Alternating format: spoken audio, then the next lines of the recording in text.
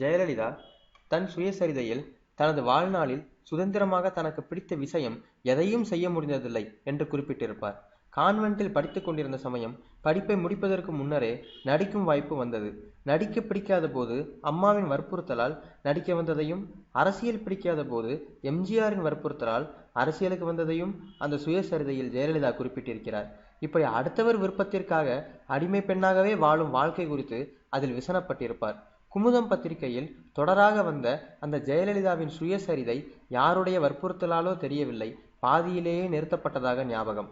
அப்படியே அவருடைய இறுதிக்கால வாழ்வும் அடிமை வாழ்வாகவே, சிறைப்பறவையாகவே கழிந்தது. இத்தனை ஆண்டுகால வாழ்வில் தான் பழகிய ஒருவரை கூடவா அவர் தன் இறுதி காலத்தில் பார்க்க ஆசைப்படாமல் இருந்திருப்பார்? கூட இருந்தவர்களிடம் அதை கேட்காமலா இருந்திருப்பார்? தூக்கு தண்டனை கைதிக்கு கூட கடைசி ஆசை என்ன என்று அதை நிறைவேற்றுவார்கள்.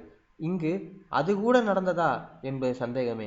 ஒருவரையும் அவர் கண்ணுக்கு காட்டாமல், ஒருவருக்கும் அவரை கண்ணில் காட்டாமல் இப்படி ஒரு ஜீவனை அடைத்து வைத்து அனுப்பி வைத்து விட்டார்களே.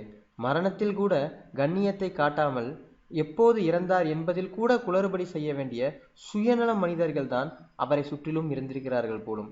மொத்தத்தில் ஜெயலலிதா என்னும் அடிமை பெண் 5 முறை நாட்டை ஆண்டாலும் இறுதி வரை தனக்கு விருப்பம் இல்லாத வாழ்வைத்தான் பாவம் வாழ்ந்துவிட்டு போயிருக்கிறார். மரணத்தின் மூலம் விடுதலையாகி